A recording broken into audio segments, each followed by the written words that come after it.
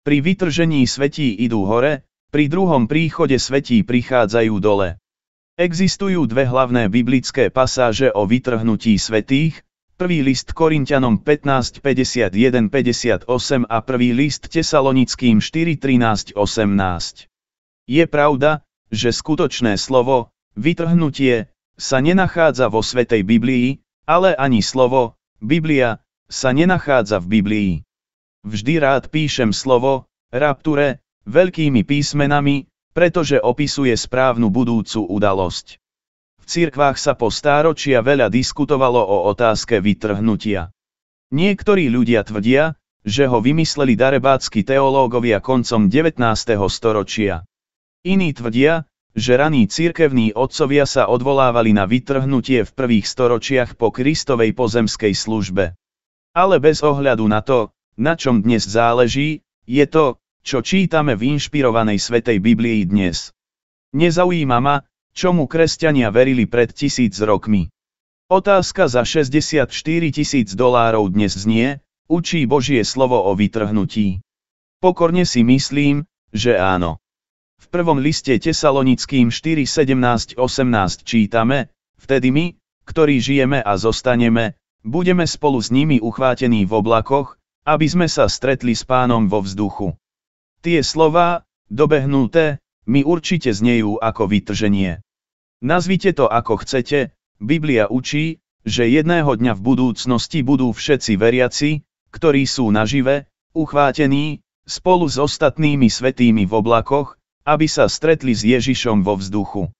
Verš 16 hovorí, že mŕtvi v Kristovi, je veriaci, ktorí už zomreli, budú dostihnutí ako prví.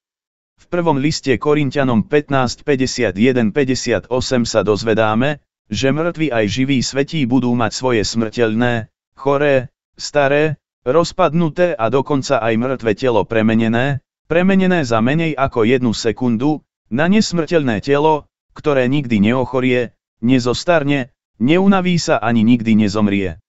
Aký to bude nádherný deň. Ak veríte Biblii, potom musíte pripustiť, že príde deň, keď každý veriaci dostane nové oslávené nesmrteľné telo vytvorené ako Pánovo vzkriesené telo. Filipanom 3:20-21, lebo naše obchádzanie je v nebi, odkiaľ aj očakávame Spasiteľa, Pána Ježiša Krista.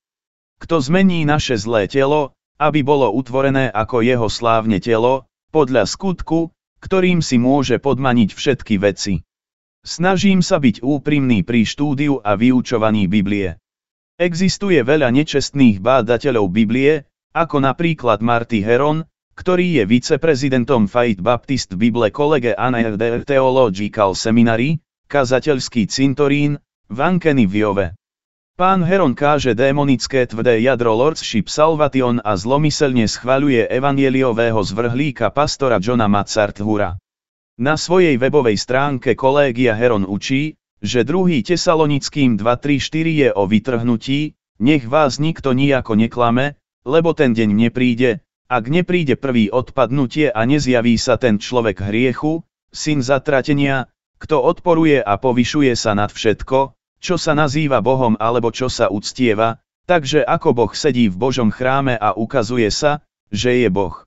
Podľa Faith Baptist Bible College and Theological Seminary je fráza, odpadnúť, určite vytrhnutie. Dovoľte mi povedať, že sú to chudobní záujemcovia Biblie.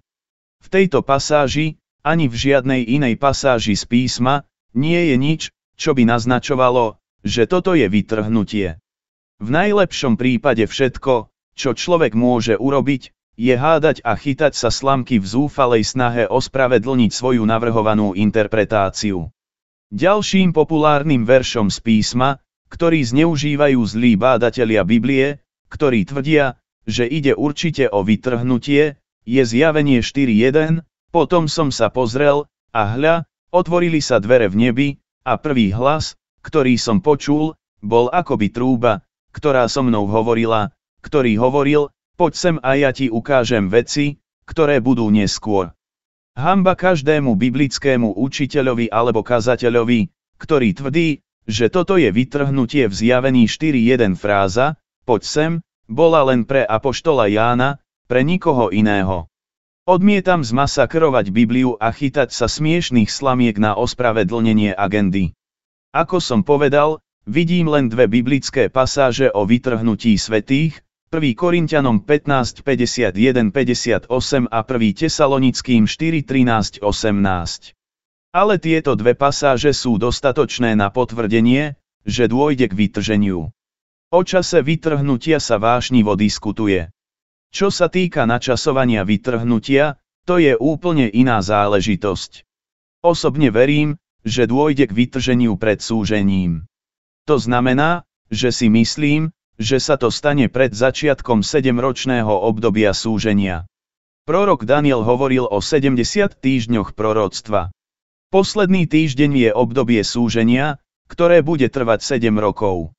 Môžeme vypočítať 7 rokov od vedomia, že od polovice, stredu, tohto 70. týždňa do konca bude 1260 dní.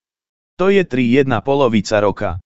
Takže ak sú na konci 3,1 polovica roka, potom musia byť aj 3,1 polovica roka na začiatku, Daniel 9 hodín 27 minút, 12:11:12.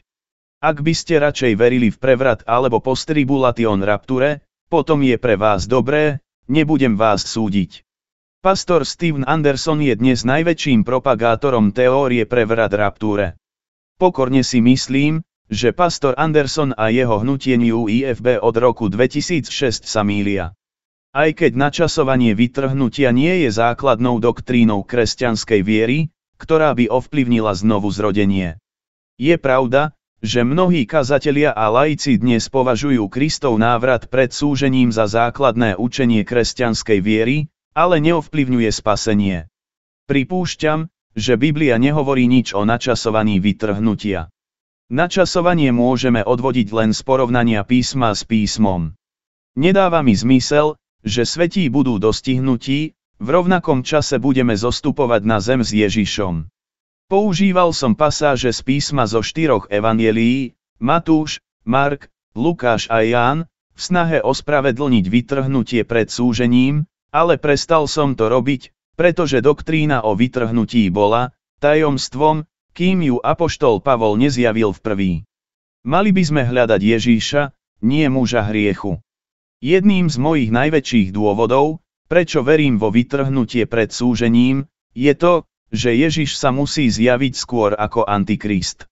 Biblia hovorí v Títovi 2:13-14, že všetci veriaci by mali očakávať tú požehnanú nádej a slávny príchod veľkého Boha a nášho Spasiteľa Ježiša Krista, ktorý dal seba za nás, aby nás vykúpil zo všetkej neprávosti a očistil si zvláštny ľud, horlivý v dobrých skutkoch. Ak majú nové IFB pravdu, že Ježiš sa nemôže vrátiť pri vytrhnutí, kým sa najprv na zemi neobjaví človek hriechu, Antikrist, potom by nemalo absolútne žiadny zmysel, aby nám písmo hovorilo, aby sme hľadali Ježiša Krista. Napriek tomu príď, Pane Ježíšu.